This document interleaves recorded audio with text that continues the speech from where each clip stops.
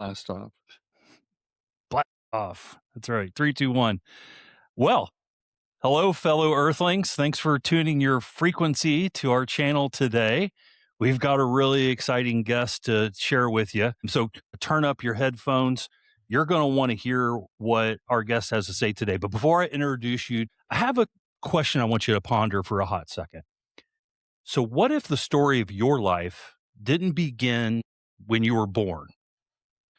What if it began 13.8 billion years ago in a single incomprehensible flash of energy that within it contained virtually everything? Not virtually everything, everything. Every mountain, every ocean, every person you've ever loved was created by that one single event. So, today's guest has spent a lifetime in science. He's been in laboratories and research in the patient, rigorous work of understanding how life actually works. And then he was brave enough to sit down and write a book that traces the single unbroken thread from that first cosmic moment all the way to who we are now and even beyond. So here we are in our conversation. His name is Richard Anderson. He is a molecular biologist and a clinical scientist and a deeply curious human being. I'm a little bit out of my depth today. I put on my smart person glasses. I'm going to try to keep up, but I got to read his book, The Evolution of Life, Big Bang to Space Colonies, and it's just remarkable. Richard, I'm so glad that you said yes when we invited you to the show. I got to say, I'm a big fan of Carl Sagan and Degrassi Tyson. These are people that took really complex ideas about the universe and our place in it and made them accessible to other people, to the average person to read. And I find that your book did exactly that. And I think that once that gets out, you're going to have a long career alongside those two remarkable individuals. So thanks for joining us on the show today. Well, I appreciate being here. Um, yeah, my journey started, well, like everyone's, when you start your career.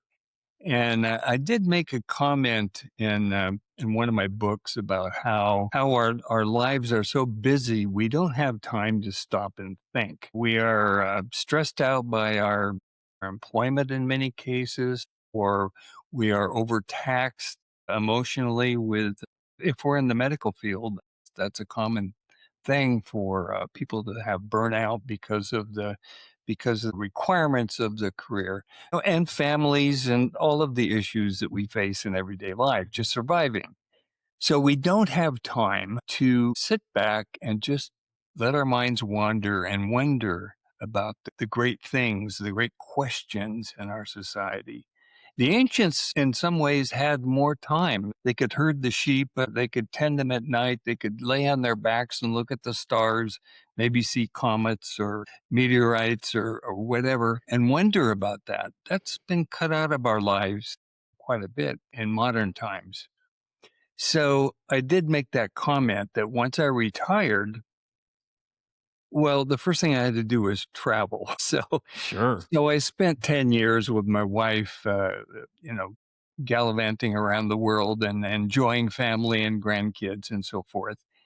And then we were on a trip to Australia, New Zealand, and I started compiling ideas for my first book, my nonfiction book. And I'd been thinking about it for some time. And we came home in March of 2020, the beginning of the COVID lockdown. So it was an opportune time to hole up in my den and with my computer and start the process of writing this book. In essence, what I was trying to show, because there's a lot of theories out there about aliens and about strange life forms and there's a lot of science fiction movies about monsters in space. And all of the popular shows always showed some other alien beings that were a threat to us or not.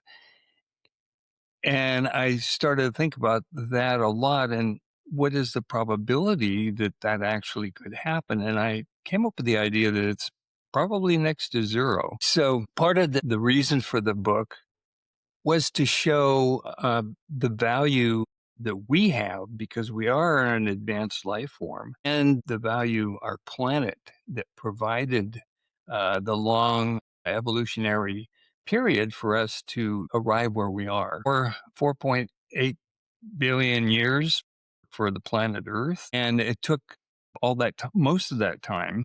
Life started about maybe a billion years after that, and it took all of that time for us to evolve. And it's probably not likely we could have evolved any faster. So when we look around for other planets, what is the likelihood that another one like Earth will exist, at least in our sphere of influence or even in our galaxy? So that I wanted to show that not only were we unique and valuable and a kind of a quirk of nature, but that our planet was also equally valuable. And we're here because of our planet, because of the features of our planet. But if we back up a little bit, we need to look at the properties of the universe that followed the Big Bang and how matter formed and so forth. And to show that the universe is essentially the same no matter where you are in the universe. Matter is the same. The properties of physics are the same. The laws of physics, the laws of chemistry are the same. So it has that uniformity. So the idea that a life form could vary very much from the life forms on Earth, in my view, is not even possible. So it has to be carbon based. And the reason for that is that the carbon atom is the only atom that can form millions, maybe billions of different molecules. It can be configured in unbelievable ways. And it's the only element that can be configured that way. The next closest one is silicon, and it can't form chains longer than maybe 8 or so. It can form long chains by alternating with oxygen, but of itself, it can't form really complex molecules like carbon can. So that is essential for all life forms. And you talk to a biologist, almost all will agree with that. Water is the other property. Water is extremely unique. The reasons are many. First of all, biochemistry, we exist because of metabolism, and metabolism is possible only because of biochemistry. Biochemistry operates in an aqueous environment. Water, not alcohol, not ammonia, not any water. It has to be water. And there are many reasons for that. But the water molecule is polar. It's charged. So one end of the molecule is negatively charged, the other end of the molecule is positively charged. So they form a lattice. They form a connection, each molecule one to the other, electrostatically.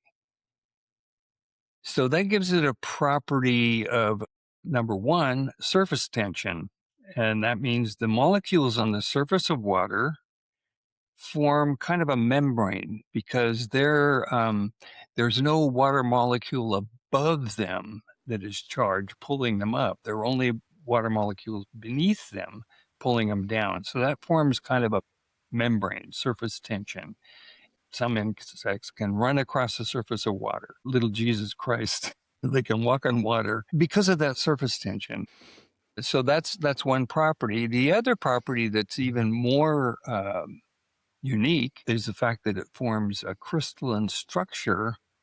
Because of the polarity of the molecule, it forms a hexagonal crystalline structure that expands its volume. Therefore, when it freezes, it has a higher volume than when it's liquid. So ice floats. And that's an important property. That didn't happen on Earth. As ice formed on the surface of the oceans, it would sink to the bottom and it would never thaw. And then the next winter, the next cycle, more would freeze on the top and collect on the bottom. And you see this is a one-way street. Pretty soon you end up with a frozen planet. The other thing, because of that expansion, when it freezes, it consumes heat as it freezes. I think that's right. Yeah. I have But a anyway, I it I have acts a as a temperature buffer. So yeah. so, it will, as it thaws, let me see, as it thaws, it takes energy, and so that it reduces the heat in the environment as it thaws. So if you remember ice cream makers with handmade, hand-cranked ice cream where you use ice and salt, if you put the salt on the ice, it causes it to melt faster, and it creates more cold, so the ice cream freezes, and, yeah, so I have it right. Yeah. So Hey, it can I acts ask you a as a question about temperature water? buffer. Can I ask you a question about water? Yeah, Water is so fascinating. I recently heard a famous astrophysicist say this, and I might get it wrong, but you'll know exactly what I'm saying. Is it true that water, we all know if we've ever been to higher altitude, we've visited a family member in Colorado or something, the boiling point of water changes as the barometric pressure rises or falls, right? And as you start to leave exactly. the atmosphere, I was told that there is a point in space where water could simultaneously be liquid, solid, and vaporous all at the Right. same time, that It's those all called merge. sublimation. Yes. Yeah. It's another one of the remarkable things that I took from your book, which was that us humans, in many ways, we hit a bazillion to one lottery Yeah, based on all the things that had to happen just right for exactly. human life to exist and for us to have evolved to the place that we are today, or some would say have devolved. Some of the earlier humans, I think, were probably a little more advanced as it related to a variety of Maybe. different things before Yeah. we created agriculture and things like that. Maybe we've devolved a little bit over time, but the structure of water is just really fascinating. Say, NASA and astronomers and people searching for extraterrestrial life, they look for, water. That's the first thing they look for, liquid water. That leads into the, existence of intelligent life. It takes a long time, in my view, to evolve, but it is supported by evolution. It's selected for massively more intelligent life forms can adjust to their environment quicker and more effectively than life forms that have little intelligence. And that especially holds true for predators. Predators have to outthink, outmaneuver their prey, and you see this dual evolution of the prey and the predator evolving and affecting each other's evolution. So predators will have, we're jumping around here, but anyway, predators will have a binary vision like we do. So they can focus on an object ahead of them and judge distance. But our peripheral vision is very limited because our eyes are pointed forward and to provide the binary vision. And so we can sense motion in our peripheral vision, but we have to actually turn to face whatever it is to see what it is and judge its distance and interpret what we're looking at. A prey animal like a gazelle or a deer or a horse, these are herbivores. These animals do not prey on other animals. They eat plants. So they don't need to pursue, um, but they do need to protect themselves from being eaten. Um, so their eyes are on the sides of their heads, and they have almost 360-degree vision. So they have a wide field of view where they can detect motion to the side, almost to the rear of them, and they'll react to that motion. Usually that's going to spook a herd or whatever. You've heard the expression "a deer in the headlights." Well, the deer in the headlights is stopping and seeming to stare at the oncoming car. They can't see it really. They wonder what it is because they can't bring their eyes around to focus on. They just see a light, and it would in their case it's in their peripheral vision. So if you approach an animal, a grazing animal, you will notice they'll turn their head to the side. So an eyeball is facing you. And then they may turn their head to the other side So the other eyeball is facing you. And their brains will then assemble that and form a three-dimensional distance vision of what they're looking at. So they also have binary vision, but of a different type. They have to move their heads. A predator like a gazelle, like a leopard, for example, stalking prey, they know, well, instinctively, that motion will trigger a stampede and their prey will run out of their range and they can't capture them.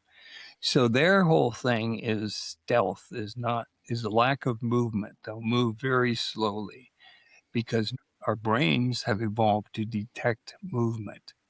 That's the first alert sign. Sounds are another thing. A new sound is going to catch our attention immediately. So we've evolved in these analog environments to respond to the right now situation, not the long term effects of our actions, but the right now situation. As we enter modern society, that becomes part of our handicap. If we can't conceive of the future very well, we think what's happening today will always be what's happening. The Roman Empire, until the day it fell,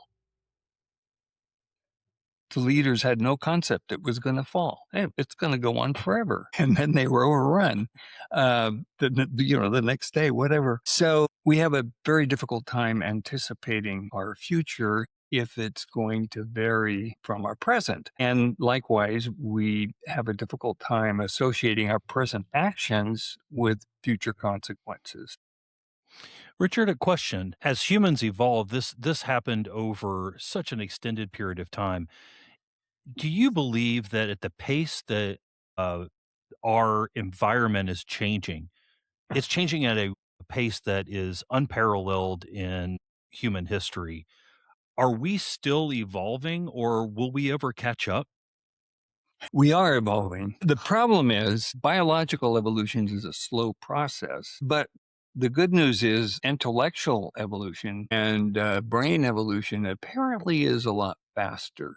Our brains Oh. are pliable. They can evolve ahead of our biological evolution. Our way of thinking, our understanding can evolve, and so that gives us a little bit of hope. But we have some built-in biases that are becoming dangerous for us as societies that worked as when we were tribal. And the more powerful we become, the more significant our technology as far as its effects on our biological environment, the more significant that technology is, the more benefit it can provide, but also in the wrong hands and with lack of understanding, it can cause rapid damage. And that's what's happening today on this planet is there is no coherent program to protect the environment. Now, that isn't to say there aren't tons of environmental programs and things that start and end and fluctuate and so forth, but the wrong people are in charge making, by and large, making these decisions on environmental issues. Most of the decisions are made on near-term economic benefit. So we have economic uh, structures that could be our demise because they accentuate short-term profits over long-term viability. And so I point out a number of those things. When societies first formed, a cave side, a caveman society was pretty familiar. They were pretty much all of the same family, closely related. And so they had a coherence. They had a function together as a unit, as a hunting team, as food preparation and preservation and making clothes, whatever they needed to do was a communal effort for the benefit of all. And as those societies became larger, they ran into difficulty because you couldn't know. Once you reach about 200 people, you cannot know everyone in the group. And so the early familial cave societies were small groups, and you knew everybody. as they grew larger, you couldn't know everybody. So could you trust someone you didn't know? And so then in the book, we talk about the significance of common beliefs, common mythologies, and the building of a religious society, and that these were unifying factors because they tended to be a common ground for people who didn't know each other. Today, if two people from different societies are of the same religion and they meet and they determine that they have the same belief system, there's an immediate trust that's built up. When we were in New Zealand, they have the Maori people, which are the native people of New Zealand, and we went to a village and they demonstrated, and they said they didn't perform for tourists, but they did educational things. So they demonstrated to our group how their tribe historically would meet a foreign tribe that came into their area. And the first thing they would want to determine is, do they have a hostile intent? And so they would, all the men in this tribe of Maori in the village would come forth with their weapons, and they would do a very aggressive dance with masks and, stomping around and, a lot of frightful faces, things like that. And the other tribe would respond in a dance, trying to express their intent that was nonviolent and so forth. And finally, the one leader of the guest host tribe would bring a weapon forward and lay it on the ground in front of the intruders. And then if they did the same thing, it was peace. They could join, they could make their meals, they could celebrate, whatever. So there was a means that they developed to determine whether they were going to be safe with the foreign group of people. So this has been a concern of societies for forever, for people who are separated from one another. So religion came in and it expanded that to larger and larger groups of people. So you have nation societies that are religious states of one religion or another, or just ethnic groups, large groups of people who have the same belief system. But they carried the problem forward in that if you meet a group that is of a different religion, of a different belief system, there can be problems because you don't have the religion in common.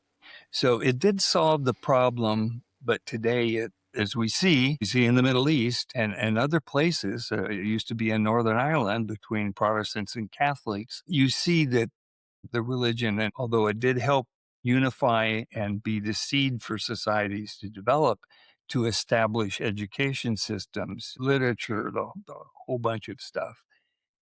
But the problem remained that it was a truth that was based on belief, not on fact. So I cannot convince you of my religion if you have a different belief system, because I don't have any facts except my holy books, my scriptures, to back up what I'm telling you. And you have the same thing that says something else. So this is where the development of science was so important. Okay, this is the final arbitrator. What does science say? So I see that in our future. Okay, so we have to look to knowledge. We have to look to verifiable fact to base our decisions on, not mythology, bias, not political beliefs or whatever, or religious beliefs. We have to base it on reality in essence. Well, There's and it's amazing to me, you said it earlier that we have the wrong people in charge. I think when you look at the United States Congress, I think I saw a statistic that said that 90% of senators and representatives have law degrees. That's their nature. Where are the scientists? And over the last 10 years, it feels like there's been this shift towards trying to debunk or ignore science. And it's really fascinating that what you describe in the book, and I've heard others describe in similar types of books, is that from the beginning of man, we were placed in this universe that we did not understand at all. So we started by creating magic, right? If I do this, then this will happen. Or if I do that, then this will happen. And magic turned into religion. But somewhere along the way, science came in and really started giving us answers. And I feel like if anyone understands the scientific method, scientists like you are just about the only ones that we can trust anymore because there's so much integrity involved in the scientific process, and it's as close as we can get. Now, the truth is always changing. We're learning something new every day, Being but what I expanded. love it's expanded, sure. And what I love about scientists is you get them in the room and they look for holes in their theory. Absolutely. They're not grabbing on real tight to what they believe. They're looking for more knowledge, and I feel like that's a really important thing for us. I don't know, do you have any thoughts on how long mythology, religion will continue to serve humans, and when we think that we'll eventually turn to the knowledge seekers and the scientists to help us explain the future? Yes, I do. Actually, I'm writing my fourth book right now, the third in the fiction series, Outbound series, and I'm getting more into that. But I wanted to address artificial intelligence and artificial sentience. So there's two things. We understand more and more about the way our brains function, how they can have defects, like any part of our body can be defective in one or more ways because of the way our DNA unspools, by the way our neonatology, our embryos develop. They can be compromised by drugs, by different chemicals, by hormones, by the physical environment. There are a lot of factors that influence the way we develop in the womb, and toxins, pesticides, radiation, you name it, there's a lot of insults that can happen. Now, if we move into space, we're going to be dealing with radiation, but we can certainly screen that, and we can eliminate the toxins we're facing on this planet. We can control that aspect of our environment. We can better control neonatology, the health, well-being of the mother to be as the fetus develops, her mental state, her physiological state. So we can have probably a better outcome in the birth, physically and mentally. The brain can be structured. So I think we can improve ourselves to a limited degree in that sense. And then there's bioengineering. Okay, that we're eventually going to get into that. It's a technology that's coming. There's a lot of ethical concerns about that. The first steps will be elimination of common genetic diseases. So those in neonatology could be addressed, or if you have in vitro fertilization, you could screen germ cells for known genetic defects and fix it at that point to prevent some of these mishaps, some of these genetic diseases. When DNA unravels and the cells begin to multiply and grow, at every stage where you start to grow a limb, a nose, whatever part of your body, when it starts to differentiate, at every point where it starts to differentiate, there's kind of a roulette wheel, and 99% of it is going to spin in the right direction. Just because of quantum fluctuations, there's a chance that it's not going to go the way it's supposed to.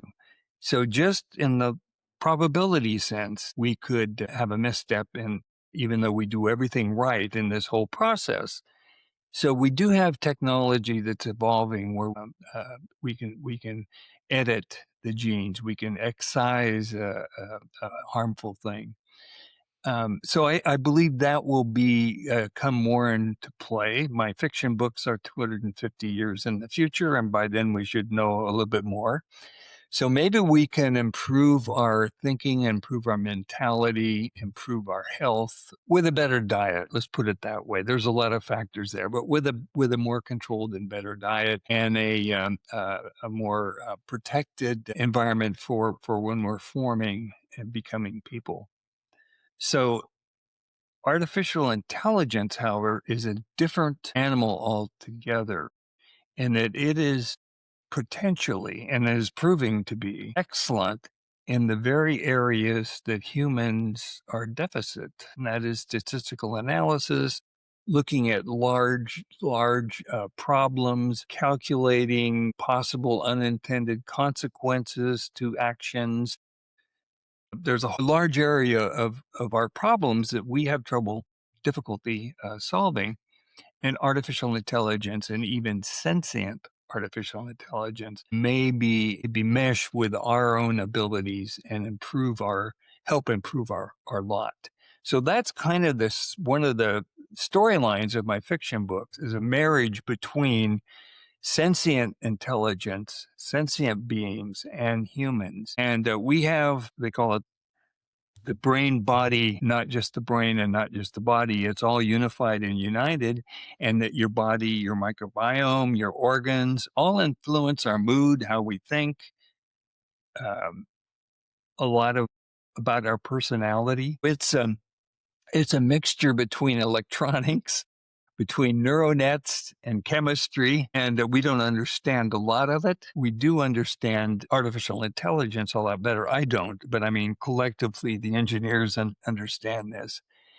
And so artificial intelligence will bring an aspect to our lives, potentially. Now, it could go the other way, but if you look at the needs of people. You have a need for recognition. You have a need for love. You have a desire. Okay, there's needs and desires. You have a desire for intimacy. You have a desire for a new car, a mansion. You have a desire to travel, to eat at fine restaurants, to whatever it is. You you have these emotional desires that artificial sentient being would not necessarily have. What use would they have of a mansion or a car or a yacht or fine food that they can't even taste and they can't, it's not a nutrient. They plug into a socket, get their charge. So they would not have the same needs and motivations. They would not probably have an emotional component. So they would be maybe self-aware, but they would lack, I would say, humanity. They would lack that portion of us that makes life valuable. Would they have any value to themselves? Perhaps, and that's where curiosity plays in. Do you have a thirst for knowledge? Do you find it exciting to learn new things or wonder about how something works or why something is the way it is? So I think that might be a component of artificial sentient beings. So I marry the two in my books, and sometimes through implant, sometimes through, I have a dream helmet that connects, Okay. and you can plug into a data port or maybe wirelessly connect, but you put this dream helmet on and you connect with Ophelia. Ophelia is the master Oh, intelligence in these stories, in the universe of these stories, in the solar system. I think And it's she interesting. resides in the data sphere. Pardon? They're science fiction books. That's the genre. But everything that you describe in your futuristic fiction books are really bound in true hardcore science though. You Well, don't it's called, steer away from yeah, things that don't have a foundation in the real scientific right. evidence. Right. It's called hard science fiction. So it's a projection of what might be possible using known scientific methods and knowledge and building a building a universe, building a community on that basis. I do a lot of reading, but it's not fiction. I read science stuff. I read technical stuff. I read That stuff we can tell. psychology, grounded in research, grounded in knowledge, and then that is inspirational for how is that going to impact our future. So with humans, you have faults, you have jealousy, you have hate, you have anger. Um, what the Bible tells us, all these things. You covet your neighbor's wife, which those things aren't going to go away. but you're not going to put those emotions and those people in charge of the overall system and have it succeed. So in my fiction books, it's turning out that AI is, well, for example, humans make the laws, the robots enforce them. Ooh. So there's no bias in how they're enforced, how they're interpreted. A lot of our laws are pretty clear cut. A lot of our laws are well written. A lot of them are avoided. It Let depends on your individual power. So if you eliminate that part of our society, people will then kind of let their guard down, right? They become friendlier, they become more open. They don't feel that threat. If you meet someone from a restrictive society that has come to this country, and until they're acclimatized, I'm not talking about today, it's a little weird today, but historically, in the past 20 years, say, they've come to this country and it takes them a while to adjust to the openness of our society. Their guard is up. They're waiting for the other shoe to drop, and that's because when you have closed societies, you have societies with people with absolute power who can make arbitrary decisions that affect your lives. You're going to be focused on what bad thing can happen to me. What can someone do to me or my family? If you take that threat away, the society becomes more open. We can't do that today because if you have 1 million people and 990,000 of those people are of like mind and friendly and open, and the rest of them are threats, it's going to close down that society. It's going to affect the openness. If you have a mass shooting, they shoot 6 people. That's a mass shooting. We have 300 million people in this country. 6 people is not very many people, but it sends the threat out there that it's not safe, and let it was caused by one person. let's dig in a little bit on the future because people like you have been a huge inspiration to me starting this podcast, and mine is from cosmic dawn to the depths of being. And so we start at the same place. We're all born of stardust. We're all born of the same elements. Those things that are different about us are minute compared to what binds us together as a species. And we've forgotten that. But then I stop and look inward, and you move forward and prognosticate based on good science about what you're forecasting for the future. And I think it's interesting. A lot of us have grown up thinking that we will likely be forced off of the planet at this pace. And my question to you first, and it's two-part question, is what's most likely to force us off the planet? And in your fiction books, it is climate catastrophe, but could it also be overpopulation, things of that nature? And then my second part of my question is in your book, you make a counterintuitive argument and you claim that colonizing the moon or colonizing Mars is unlikely to succeed long term. But given everything happening right now with SpaceX, NASA, walk us through your reasoning on number one, why will we seek to colonize space, in your opinion? And why not the moon or Mars, those ones we hear about so often? Yeah, I'll take the first part first, and I'll use an analogy. When Apple Computer was first starting, and Steve Jobs and Steve Wozniak were active leaders of that company, and they came out with the Apple One, the Apple II, and whatever their first models were. Steve Jobs was the visionary, and Wozniak was the engineer, the brilliant engineer that could implement Steve's vision. It was a great team. The company was growing rapidly, and it had a hadn't sought its direction. It was a very young company. It hadn't established its culture, its reason for being, and so forth.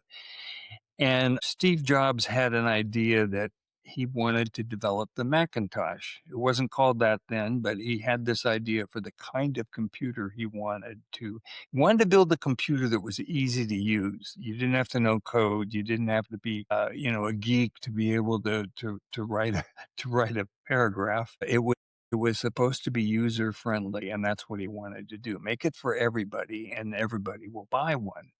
So we took a team away to Cupertino, close to where their present spaceship is, and leased some space in an office building right off the 280 freeway. I can remember back in the 80s driving along the 280 freeway and seeing a Jolly Roger flag hanging out one of the windows of their research area where they're building the Macintosh or developing it. So that's the analogy. He took a team away from the noise, away from the polluting influences of the company into an isolated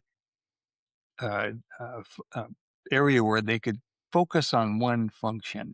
So by placing a group of people, engineers, scientists, biologists, psychologists, all of the scientific type people into a space colony, and then figuring out how to develop space resources from the asteroid belt, from the moon, from Mars, and being able to set up a manufacturing facility, harvesting first of all, and then manufacturing and sending those products down to Earth. You would, number one, relieve Earth of some of the toxic activities. Mining for rare elements is a very environmentally damaging process because just mining for lithium, you're doing open pit mines. Is prevalent, but it's not concentrated. It is not an ore that is in veins like iron or gold or silver. It's just in the dust. It's scattered, and so you have to process huge amounts of earth to harvest these rare earth metals. Rare earth is a misnomer in the fact that they're not so rare. It's just they're very difficult to extract and they cause a lot of damage. Well, why not take those from a place like the asteroid belt? A number of problems in doing that, but let's look at that.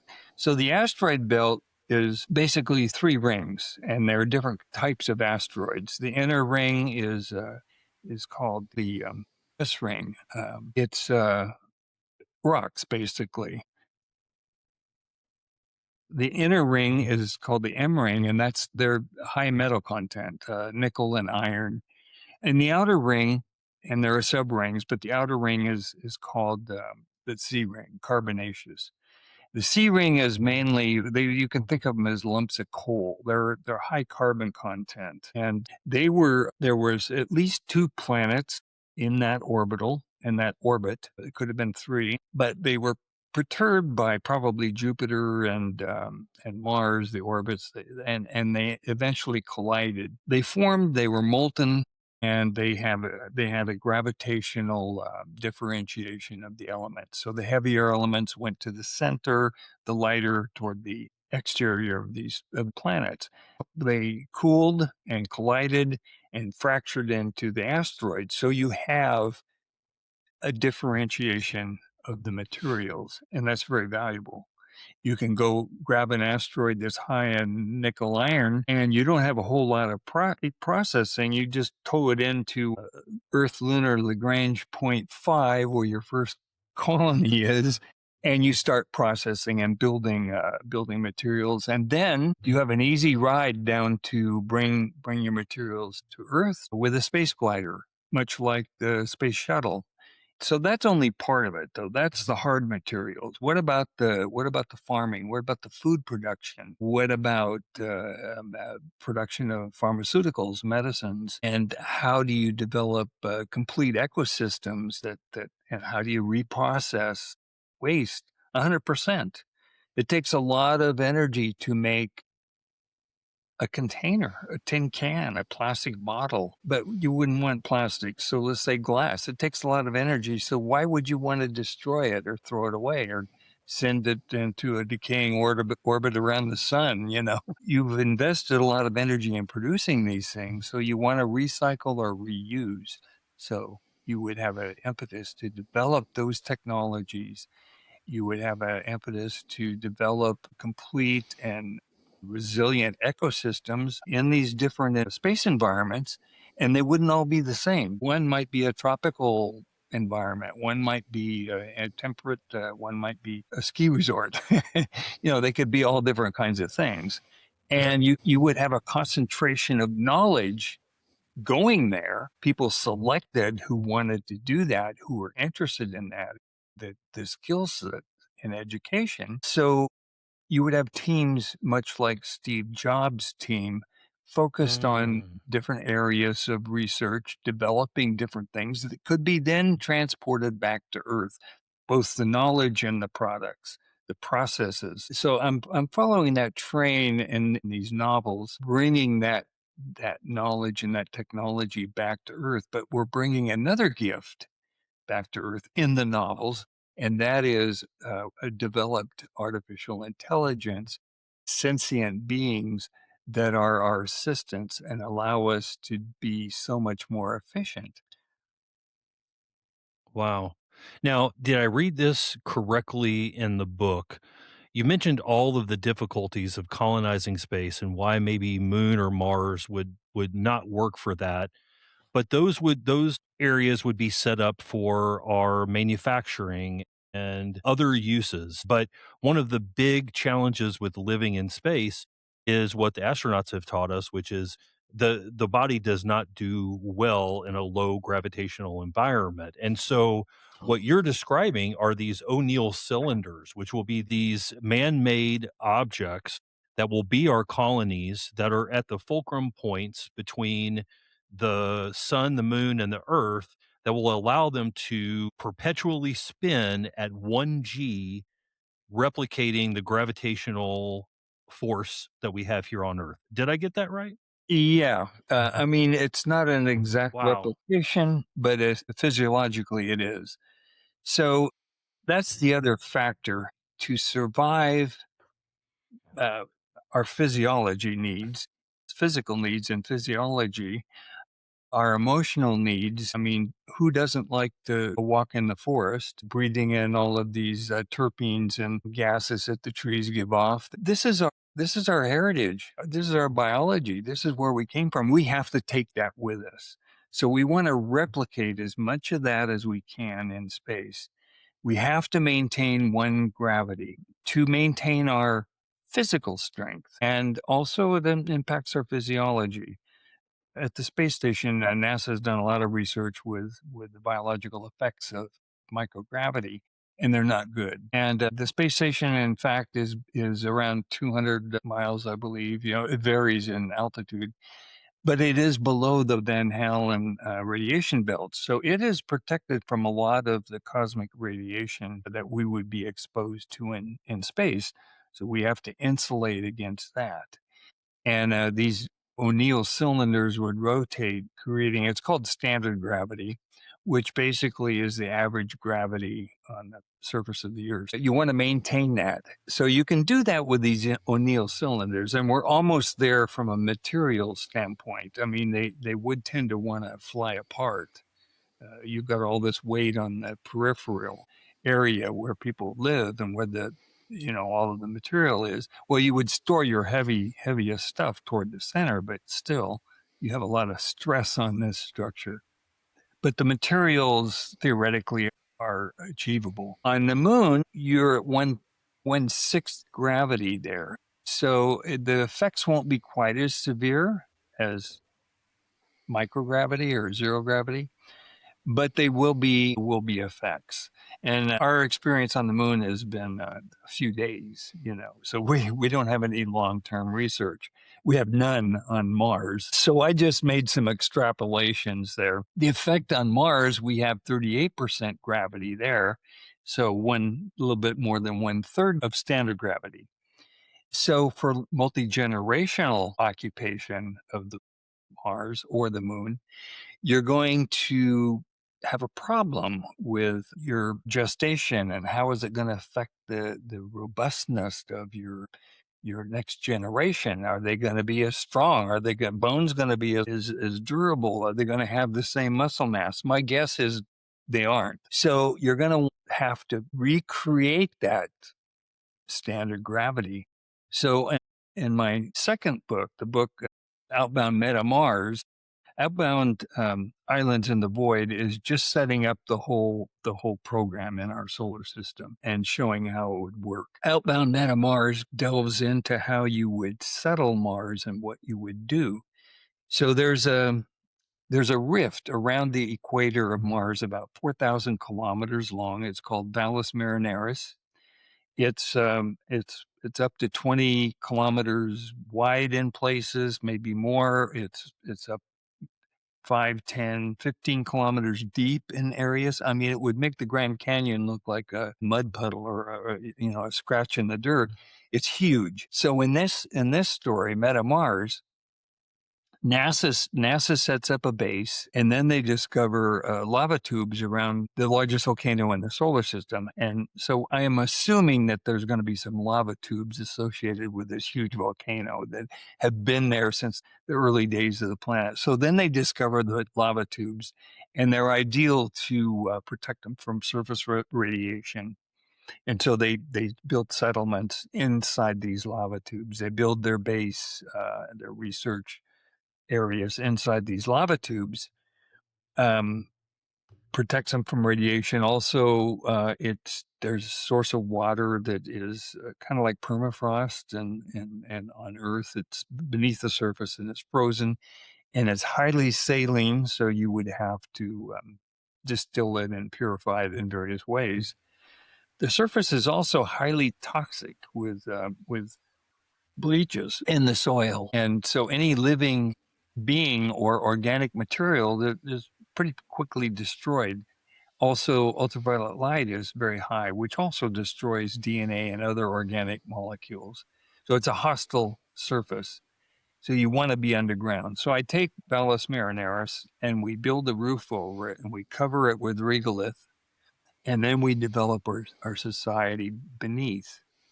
And we develop ecosystems. We pressurize the air; it's sealed, so we have one Earth atmosphere. We plant small forests. We have small lakes. We develop the whole ecosystem. We still have only 38% of Earth gravity. So initially, we have an orbiter around Mars that's called the Martian Rehab Orbiter. So the people working under the surface, they take a shuttle up to the orbiter, once a week and for a spa vacation. And they have exercise rooms, dance halls, restaurants. It's a resort, a combination resort and rehabilitation. You're rebuilding your muscle body, you're rehabilitating your body. So that's how I address the lack of gravity on Mars. And then later, as Valles Marineris develops, its name is changed to just Marineris, and we develop cities in this enclosed environment as it marches across the equator of Mars. And we build twirl towers. So that's another invention. These are buildings that are circular, and they're also angled. They spin around, but they're at an angle. So you have 1/3 gravity down, and you want to have a floor that will equal 1 standard gravity. So you have to rotate them at a speed that will produce. Combined with the force of gravity of Mars and the force of centripetal or centrifugal gravity equal 1 gravity, so that they live in these twirl towers. And they don't have to take the trips up to the rehab center as frequently. And so they spend most of their sleeping time there. They have offices, they have schools, they have all of those daily activities within these twirl towers. So they maintain their standard gravity environment. And now they can do excursions and go out into this pristine environment that not too many humans are wandering around because they're all stuck in these twirl towers. So that's how I deal with the issue of settling Mars. It's to point out that, yeah, you could do something, but is it a long-term solution for billions of people? I don't think so. Space, however, around the sun, it's almost unlimited, but we come back to the fact that there's no place better than Earth. So let's go back and fix everything here. And that won't last forever, but it'll give us a few million years yet if we treat it right. Richard, it is remarkable the amount of research that you've put into this. You dedicated your life to science, but just started writing this book in 2020. I have a question. After writing about 14 billion years of existence, cramming it into 300 pages, which seemed to be a real challenge, but you did it. Is there a question that still won't leave you alone? That one you never seem to outgrow or you continue to keep looking for the answer? Well, I'm not sure I'm looking for an answer anymore. And I guess that's the idea of perfection. It's kind of like the speed of light. It's kind of like a theoretical idea that cannot exist. It cannot be. You cannot have perfection, and we shouldn't expect it. And that's a good thing because once we accept that idea that we can't have absolute knowledge, we're always going to be flawed.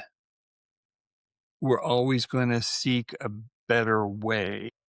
We're going to keep our curiosity alive because those are the driving forces of our life, our reason for being. And one of the thoughts that entered my mind, if you do have sentient beings that are very powerful, they can survey all the data, they have access to everything, all the knowledge of humankind throughout history. They have all of this access and they can process it all, whereas we can take a small slice once in a while. Are they going to become not just our overlords, but are we going to become impotent because they can do everything so much better?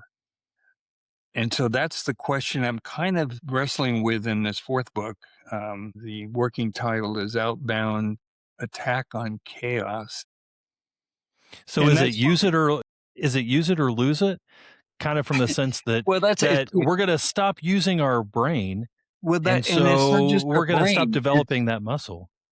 if we don't have a purpose in life, then why are we here? We need to contribute something. We need to impart a value. We need to leave a fingerprint that we were here with. I'm going to be dealing with death in this fourth book because a lot of appeal of religion and mythology is around death, is around do we die or do we have another mode, another being, another awareness. And with artificial intelligence becoming sentient, well, these robots will never die. You just put them in a bigger storage. They continue to grow and learn and require energy. What about your own life, your own mentality? Could you offload that into a database? And there's been a lot of thought and writings about that idea, and I think it has some strong limitations. And I spoke of them in the mind body. You will not recreate the mind body. We can do that by increasing our own longevity, which then theoretically we could become immortal, but that creates a whole different set of social problems. The old guys won't die off. It's one thing that all humans share is this Yeah, profound suffering because we're born knowing there's a finish line. Now, religion tries to appeal answer to that. us in this regard that I think maybe the myths and the stories around religion were created because we just can't cope with the fact that this all is going to end for us. But Well, that's one thing that we've learned. I mean, we started at the beginning. We went all the way to space colonies in the future in this conversation. But it's interesting to note that even today, human beings suffer because we still don't have those answers. Yeah. Unnecessarily suffer. Yes. Right. Right. Um, You wrote in the Evolution of Life book, you quote, like a fine jewel, our planet, studded with ecosystems and intertwining living beings, is our place in the universe. Like us, it's priceless. So, after all your research, do you feel that preciousness more acutely now than you ever did before? oh, absolutely. It's so easy to take advantage of your life, of what you have, and not even think about it because you're going to the grocery store or you're in traffic listening to your music mix, waiting to get to work, and not realizing what you have, what this planet provides, what our legacy is. Well, some people would say, I don't care about the future. I don't care about 50 years from now. I'm going to be dead anyway. And that doesn't place a value on the human existence or any life form existence. Now, there is a connection with intelligence between intelligent species, between humans and mammals of all kinds. There is an acknowledgement, there is a recognition of the value of the other species. And for one thing, when we have, say, an oil spill and all these seabirds are coated in oil and everything, and then the rescue people go in and they bring the birds in and they have these baths and they wash them and they hold them, and the bird knows it's being helped. It doesn't fight it. And they found many examples of animals, say, in a trap that are rescued by a human. Now, sometimes they're so frightened that they're just vicious, but other times they recognize they're going to be helped, and there's an intelligent connection, and th- they recognize mammals or intelligent animals. Birds are very intelligent. They can recognize that you are an intelligent being and you have capabilities that they don't. Now, I have a personal experience I have to tell you about. It's a spiritual almost. Years ago, I was in the backyard and it was a very very hot day and we'd had a hot streak of weather and I was just standing there with a hose giving some relief to some of the plants and it was running at a pretty hard stream. I didn't want to walk around. So I'm spraying across the yard to different plants. And this hummingbird flew into my face and I backed off. Like I looked at this long beak and what is he doing? He flew up close and then he backed off and he flew in again. And I remember myself saying, okay, okay. And I directed the stream of water down on the lawn so that it sprayed up in a gentle spray. And the hummingbird flew down in that spray and flapped around and washed itself, cooled off, and then flew away. Wow. And I stood there for a while and I thought, well, how did I know that that's what he needed? And how, if that was the case, how did that hummingbird communicate that need to me? And was it just an intuitive thing that it was a very hot day? And I know that these birds burn a lot of energy and probably had trouble cooling down. I don't know. But anyway, I stood there for a while. I thought, well, that was pretty impressive. So Well, do there is a you ever think connection. that And yeah, do you the ever connection, the thread is intelligence. yeah, you ever think that nature is speaking to us much more often than we give it credit for, that we're just not Yeah, paying I think attention? we need to That those listen. types of things happen a lot of the time. We pass them by every single day. We Hey, need to do you listen. have time for 2 more standard questions? These are Sure. ones I ask every one of my guests. We're gonna bring it back to you just a little bit as a fellow human and a real person. I have 2 questions I ask all my guests, and I think it's important to set the table for these 2 questions with you just briefly because we have talked about the evolution of life. We've talked from the beginning all the way into the future. And one thing that science teaches us about the universe is very similar to what I think the Buddhists have right. And that is that the only thing constant is constant change. The universe is continuously expanding, it's continuously changing. Human beings are evolving and changing. And my question to you is, knowing that as humans, we're all consistently different versions of ourselves. If you Yeah. had the opportunity to go back to a younger Richard and whisper something into his ear, knowing what you know now, and maybe that's 15-year-old Richard or 25-year-old Richard, you get to pick the age, but is there something you want to tell that younger version of yourself? Invest in Tesla. No, no, I would say that have less fear. Have less fear. Take chances. Have more respect for your own knowledge and intuition.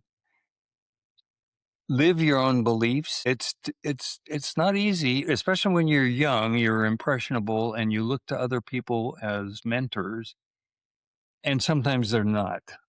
Sometimes they lead you in areas that you go like, "How could I be so stupid to follow Right. that person?" Well, the problem is we can't have that knowledge and that experience at a young age. It takes all these damn years to acquire wisdom. Okay, we can acquire knowledge along the way, but to put that together into wisdom, hopefully we survive long enough to do that because that's what makes the finale so great. That's what makes life Ooh, as you're older so great is yeah, that you can look back and you can see what you've gained the whole time. You might look back and say, God, I was so stupid at that, yeah, you were. And the good news is you're not that way anymore, you that's know. right. So yeah, I would tell myself to take chances, have more faith in Sure. yourself, have more confidence. Maybe smart people like you that are forward thinking and visionary can figure out a way for us to go back and talk to our previous selves. I don't know. But the counter to that is that this podcast will be preserved in the record of time. That's something we mean quite literally. This is going to be recorded. And knowing that, what do you want to say to the future version of yourself that will get a chance to watch this again or listen to it again? I hope that 10 years from now, 15 years from now, you'll go back and you get a chance now to speak to future Richard. Yeah. He's going to want to hear something from you. What message do you want to leave him in the ether of the internet today that he's going to get to listen to in the future? Well, I would speak to the people of that time, 10 years from now. I would say, watch the movies, but read the books. Okay. I love it. Watch the movies, but read the books. I love it. So, Richard, where can people find more about you? Because they're going to be fascinated. We just scratched the surface. We spent over an hour and we didn't even dig into half of the remarkable things that you write in the book. But where can people find the books that you've read and stay connected with you on what you're working on next? Well, I have a website, richardandersonauthor.com, pretty easy to remember. And I'm on Facebook if you look up Richard Anderson. My blog is attached to the website, and my books are on Amazon. So you can search the title, you can search Richard Anderson, and they'll pop up. And I have a marketing person who's working with TikTok and some other media that I don't not familiar with. So I might be popping up in some strange places. I don't know. I'm doing some video recordings that, trying to keep them under 2 minutes. It's really difficult to talk about It's hard to some of keep these up. ideas. It's hard to keep up with TikTok, YouTube, Blue Oh Sky, no, Twitter. It really is. Richard, thank you. You're brilliant, and I really appreciate you devoting some time to us and our listeners. In conclusion of today's podcast, I want to say something. I think 13.8 billion years of cosmic history that we attempted to cover, and it all arrived right here at you at this moment, at the particular and unrepeatable fact of your existence. That's not a small thing. That is, as Richard would say, quite astounding. We hope this Absolutely. conversation left you with more questions than answers, because the right questions have a way of changing us slowly, quietly from the inside. That is exactly the kind of change the world needs more of right now. So go gently, stay curious, and remember, you're not separate from the universe. You are what the universe looks like when it becomes aware of itself. So, Richard, thanks for joining us today. I want to close with peace be with you, my friend. And you. Thank you.